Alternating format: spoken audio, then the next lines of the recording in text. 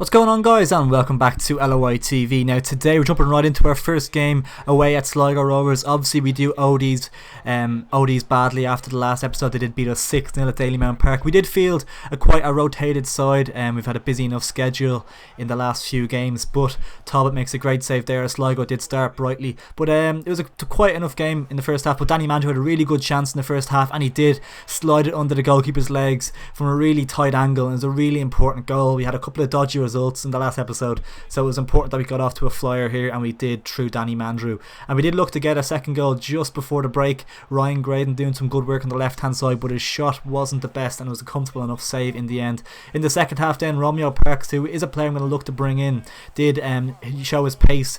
His pace was such a problem for me in the last episode, and it was again today, and he did eventually get his goal to equalise. A really nice header, and yeah, he's a player I'm going to look to bring in. I think he's a very good player, and that was a really good finish, to be fair. The header cutely over James Talbot.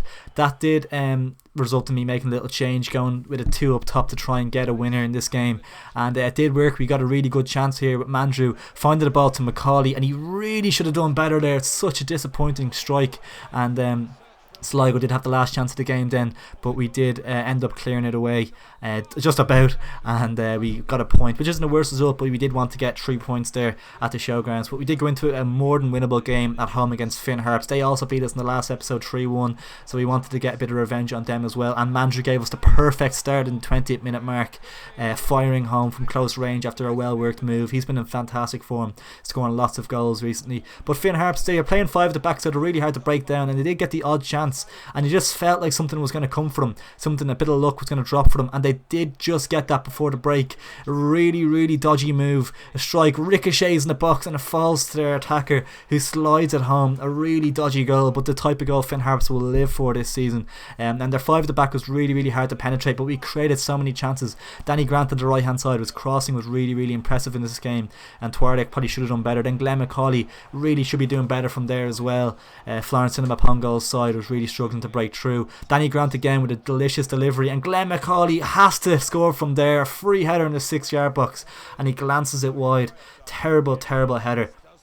And yeah, the chances just kept coming really. Mandrew, Macaulay, some nice skill from Macaulay, and he probably should have done better there as well. It was a comfortable save for the keeper, and yeah, we went with 4 up top just to try and nick the winner that we really did deserve from this game, because Finn Harps did not have an awful lot at all.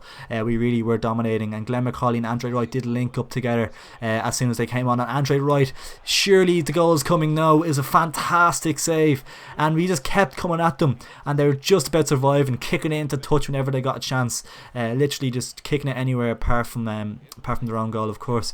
But Keith Buckley did find Macaulay, and it just in the last minute they got it off the line. I don't know how we haven't won this game. Liam Scales to launch it back in, hopefully try and nick the winner here, but they did clear, and somehow Finn Harps escape Dalymount Park with a point. Really disappointed we didn't get the win there, but the performance level was very good. We are going to sign our first youth academy player, Harrison Harris, a great name to be fair, and yeah, so he looks like a bright prospect, and we're going to try to get them in as soon as we can. But we did have a game against Shamrock Rovers, the perfect way to bounce back, and we did go with a 5 at the back formation just to give us a little bit more stability, because I knew Rovers will probably have a lot more of the possession, so just to give us that little bit extra protection. But Rovers did get off to a good start with Graham Burke finding, and Sean Kavanagh with a shot from Graham Burke's free kick, but they did find the breakthrough not long after.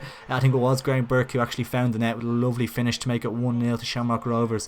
Then Danny Grant, showing his pace in behind, did actually get us back with Keith Buckley, who equalised. It was a great finish from him, our captain, and he our captain when Derek Penda's not on the pitch, and he got us back on level terms, which was really important. A bit of a quiet game, to be fair.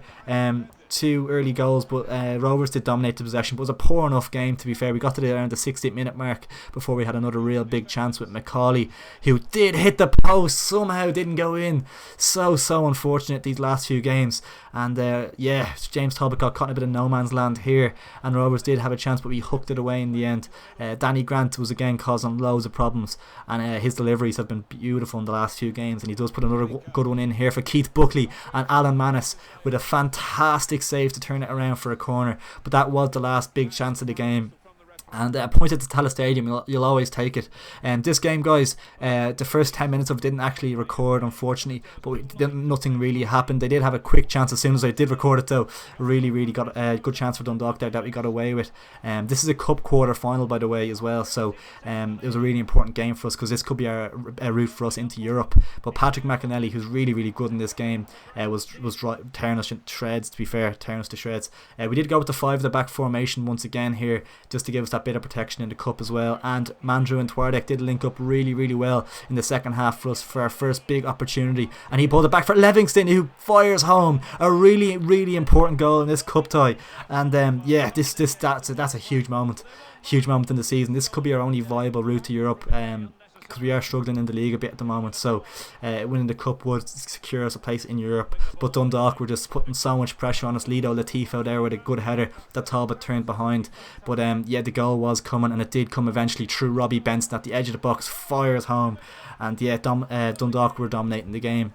We are looking to hold on, and a replay obviously isn't a disaster, but it's by no means a good result, because going to Oriel Park will be difficult. And Leo Del Tifa nearly gave them the winning goal there with a header off the ground and over the bar, but we did see it out in the end for a 1-1 draw, which we'll take. It's not ideal, but we will take it, and we'll go to Oriel Park in the next leg, and in the replay, and try and get through to the semi-finals. And yeah, we're on to our final game of the episode at home against UCD, badly needing a win.